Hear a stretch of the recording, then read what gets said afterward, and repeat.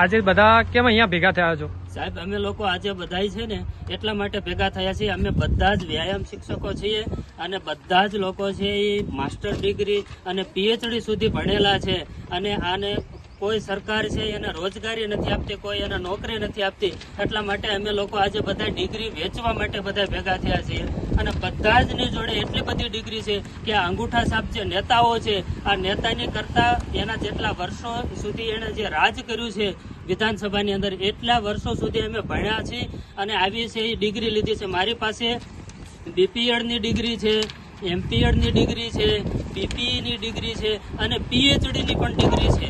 આ જે નેતાઓ છે એ બધાની કરતા મારી પાસે વધારે ડિગ્રી છે, તેમ છતાંય મારે આજે આ નેતાઓની પાસે આવી અને નોકરી માટેની ભીખ માંગવી પડે છે.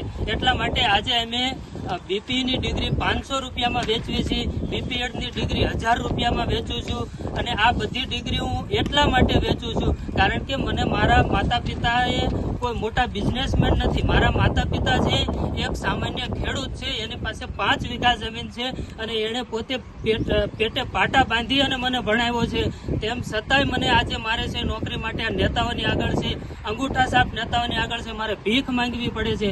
એટલા માટે હું આજે આ ડિગ્રી છે એ વેચવા માટે આવ્યો છું. જો હું આ ડિગ્રી વેચીશ તો એના પૈસા છે એ મને મળશે અને મારા માતા પિતાએ જે મને આજ દિવસ સુધી ભણાવ્યો છે એનું છે હું એને છે એમાંથી થોડીક જે આ ડિગ્રી વેચી અને મને જે પૈસા મળશે એ હું મારા માતા પિતાને પાછા આપીશ.